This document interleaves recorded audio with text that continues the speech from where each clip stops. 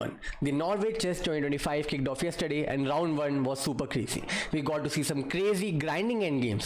First of all, we are going to look at the matchup between the two of the world champions Gukesh and Magnus Carlsen. This was the position Magnus playing with the white pieces. Here on move 38 went for the rook exchange. After this endgame was quite clear that it was going to be a draw, where both the sides had 3 pawns each, a rook and a knight. After this, the game took an unexpected turn, where after move 40, rather than going for the basic pawn exchange and agreeing on a draw, they went for a crazier variation in which the pawn on the h file was going to queen while the pawn on the e file was going to queen. They were going to battle in a double queen endgame, and this is how it went. The game was going quite equal until Gukesh blunders on move number 46. The only move which defended his position and which maintained the drawish position was the move rook to g2, but under time pressure he could not find that and he went for queen to h6. After that also the game was not quite clear and Magnus had to play the most accurate and the only moves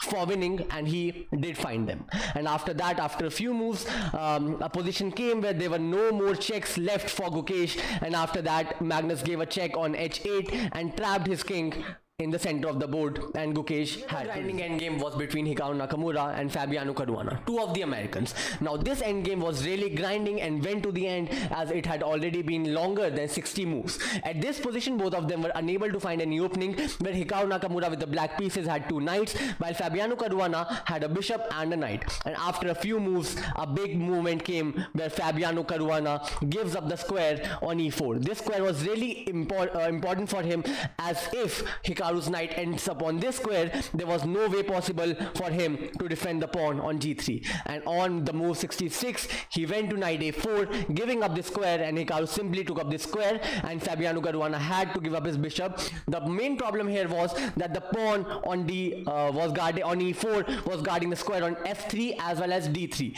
giving up an opening for the knight as well to come and capture all these pawns. The similar thing happened. Hikaru's knight as well as the king marched up to the board and captured the remaining pawns, and simply on move number 78, Fabiano Caruana had to resign the game and he lost this equal looking endgame which Hikaru converted beautifully. After the day 1, these are the standings. Thank you.